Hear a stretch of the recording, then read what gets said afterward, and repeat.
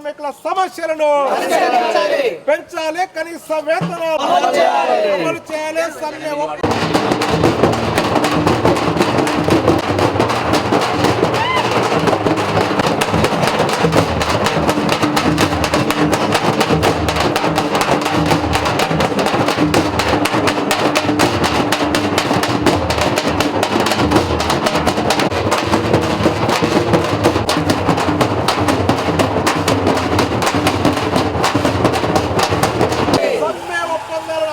రాష్ట్ర ప్రభుత్వం చేయాలి. మున్సిపల్ గ్రామ పంచాయతీ కార్మికులందరూ సమ్మె ఒప్పందాలను